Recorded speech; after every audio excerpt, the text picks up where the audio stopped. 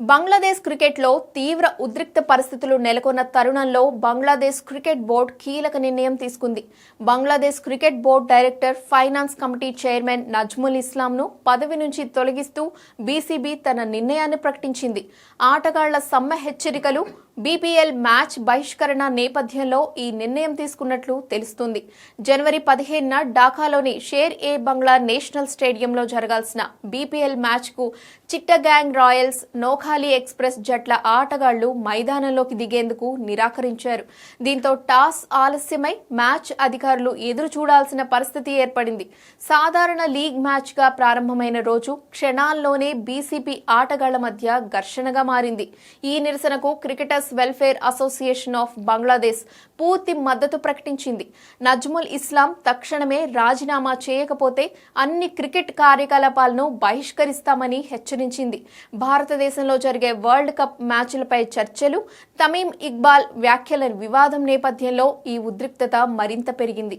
నజ్ముల్ ఇస్లాం చేసిన వ్యాఖ్యలే ఈ వివాదానికి ప్రధాన కారణమయ్యాయి. బోర్డు ఆటగాళ్లపై ఖర్చు చేస్తున్న కోట్ల టాకా తిరిగి ఇవ్వాలని ఆయన వ్యాఖ్యానించడం, వరల్డ్ కప్లో ఆడకపోతే ఆటగాళ్లకు పరిహారం ఎందుకు ఇవ్వాలంటూ ప్రశ్నించడం క్రికెట్ వర్గాల్లో తీవ్ర ఆగ్రహానికి దారితీసింది. Cricketers welfare association of Bangladesh అధ్యక్షుడు మహమ్మద్ మిథున్ మాట్లాడుతూ ఈ వ్యాఖ్యలు మొత్తం క్రికెట్ సమాజాన్ని తీవ్రంగా గాయపరిచాయని స్పష్టం చేశాడు.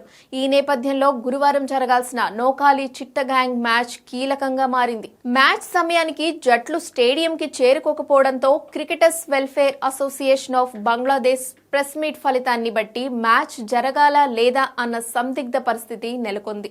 నజ్ముల్ హుస్సేన్ సాంటో, మెహదీ హసన్ మిరాజ్, మెహదీ హసన్ మిథున్ వంటి పలువురు కెప్టెన్లు ఈ బహిష్కరణకు మద్దతు తెలిపారు. నోఖాలీ కోచ్ ఖాలేద్ మహ్మద్ కూడా ఆటగాళ్ల పక్షానే నిలిచారు.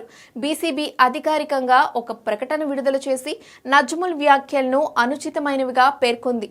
ఆయనపై క్రమశిక్షణ చర్యలు ప్రారంభించామని, 48 గంటల్లో వివరణ ఇవ్వాలని షోకాస్ నోటీస్ జారీ చేసినట్లు వెల్లడించింది. అలాగే బీపీఎల్ సజావుగా కొనసాగేందుకు ఆటగాళ్లు సహకరించాలని విజ్ఞప్తి చేసింది. అయితే చర్చలు ఫలితం లేకుండా ముగియడంతో ఆటగాళ్ల వైఖరి మరింత కఠినంగా మారింది.